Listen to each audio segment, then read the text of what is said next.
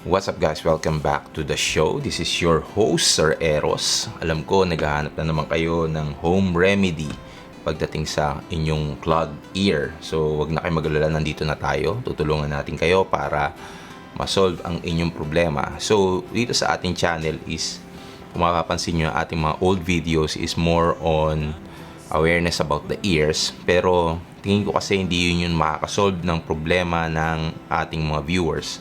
So, over the past 3 years, patuloy tayong nagpo-progress at dumadami ang ating mga views and ating mga followers with the campaign in mind na kailangan mabuild natin yung awareness pagdating sa Pilipinas. Unfortunately, pagdating sa hearing healthcare, bago pa nila makita tong ating mga channel or yung ating advocacy is masyado nang huli ang lahat, no? So, primarily, ang purpose natin is to create like a first aid maneuver. Hindi siya home remedy but more on first aid or paunang lunas pagdating sa mga clog sensation sa inyong tenga. So, welcome. Kung nandito na kayo sa ating page, please hit that subscribe button and notification bell para maumpisa na natin to. So, ang topic natin for today is paano ba natin ma-unclog yung ating baradong tenga, no? So, simple lang naman yan, pero kailangan nating explain muna yung mga main causes kung ba't kayo may clogged ear. Para do sa mga bagong subscriber or bago dito sa ating channel. So, meron tayong 5 na causes kung bakit tayo merong clogged sensation sa ating tenga. Una sa lahat is pag madalas tayong may sipon, pag madalas tayong may allergy, at huli sa lahat is pag na-infect tayo ng isang virus. Okay, yung tatlong yon, kadalasan ang apektadong part is yung tinatawag nating eustachian tube. So, yung eustachian tube ay isang tubo na siyang nagtutulay sa ating ilong, lalamunan at sa ating mata papunta sa ating tenga. So, kadalasan kung barado yung ating eustachian tube, doon na natin ma-feel yung clog sensation sa tenga dahil nga yung ating eardrum hindi siya effectively gumagalaw. Okay? Next na ating dun sa 5 ating causes is yung 2 cause na kung saan it has something to do with the sudden change in pressure or bigla ang pagpalit ng pressure. Kasi alam nyo guys, yung eustachian tube natin, ang function niyan is to equalize pressure sa labas ng katawan at sa loob ng tenga. Okay? So, kung sira yung inyong eustachian tube or kung merong biglang changes sa pressure, dun yung mapifeel yung clog sensation. Okay? So, kailan ba yon? Kailan ba tayo nakaka-experience ng sudden change ng pressure? Pag, kunyari, meron tayong nakasakit tayo sa aeroplano at bigla siyang lumipad pa ng mabilisan. Okay? Hindi drastic yung pag-angat ng altitude, bigla siyang bulusok pataas, yun, nakaka-cause siya ng clog sensation sa tenga. Kung meron pataas, meron din pa ilalim. Let's say, for example, pababa kayo, tumalong kayo sa ilog or dagat, mabilis yung paglubog nyo, pwede siyang sudden rush ng pressure papunta sa inyong ulo, na-cause din siya ng clog sensation. Okay? So, in the onset of sudden hearing loss, sudden clog sensation, yun na yung gagawin is, i-assume nyo na baka mamaya ang problema is yung inyong eustachian tube. So, paano natin siya masosolve? So, basically, ang gagawin natin is meron tayong mga iba't ibang method para ma-clear yung ating eustachian tube o para maibalik natin yung normal pressure changes sa katawan natin. So, una sa lahat ang kailangan natin gawin is maglagay tayo ng hot compress sa likod ng ating tenga.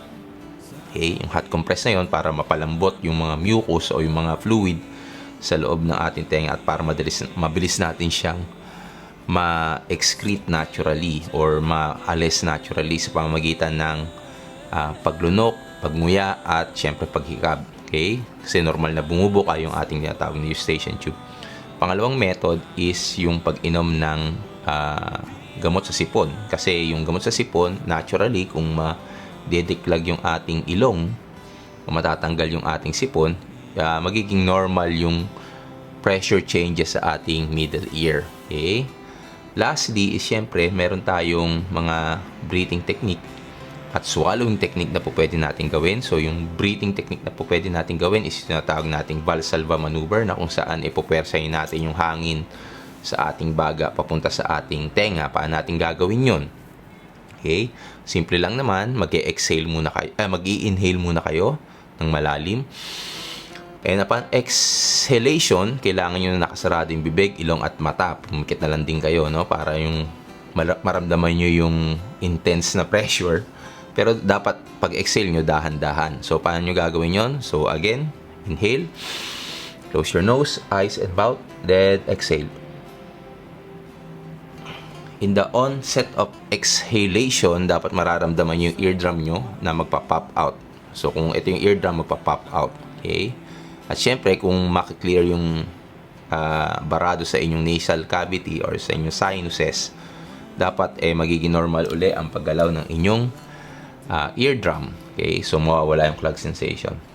Next na kailangan natin gawin is yung tinatawag nating Toynbee method. Kasi kadalasan, pag medyo alanganin na meron kayong fluid sa tenga, may ibang mga clog ears, ayaw nilang gawin yung Valsalva kasi baka ma-rupture yung kanilang eardrum. So, gagawin natin, pahigop naman, pahigop.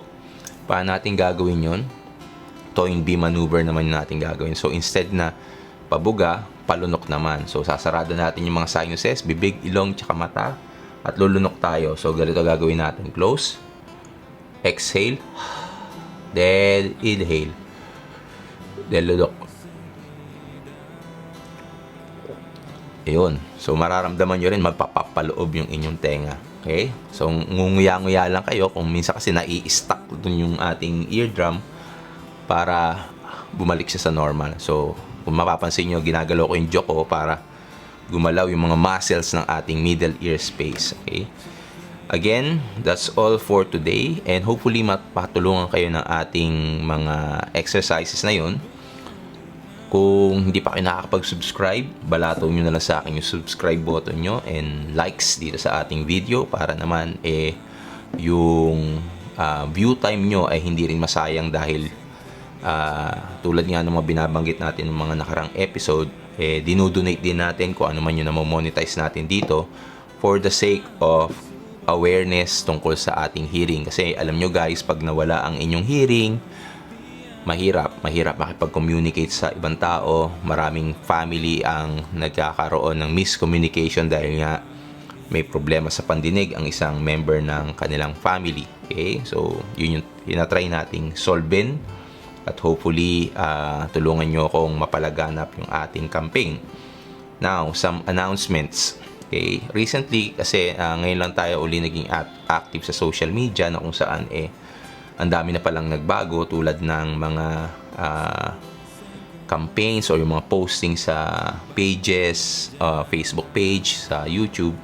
So, parang wala nang link na pwede mong ikabit yung link doon para minsan kasi tulad na itong mga first aid na ganito, minsan nabablock na ni Facebook. Kaya parang hindi tayo makapag-post ng link doon sa kabilang social media channel. So, ang kailangan natin gawin ngayon siguro may a-announce ako dito sa Facebook. Try nyo na lang mag-engage para kung sakaling kayo ang maging top fan or top engaging follower is kayo makakuha nung pot money or yung premyo for that particular month. Okay? So, tulad nga nabanggit ko, I think the other day, for the month of May, medyo na-rush tayo. At syempre, supposed to be dapat hearing aid yung pamimigay natin, pero yung loss kasi nung ating follower, in-engage niya yung kanyang mga kamag-anak na mag-engage yun sa page ko, which is I am grateful dahil kasi syempre tinutulungan na tayo mapalaganap yung awareness. Subalit dahil nga doon sa type and degree ng kanyang loss, yung hearing aid ay hindi ubra. So instead of hearing aid, nagbigay na lang tayo ng money para kahit papano maipon niya or magamit niya sa kanyang pang-araw-araw na buhay. Pero syempre, dahil nga wala naman limit pwede siya sumali uli sa ating next na parapol for the month of June. Okay? Or whatever it may be na parang tipong makita natin na, ito top engager to sa ating page. Tutulungan natin siya, syempre, ma-meet yung kanyang hearing care needs. Okay?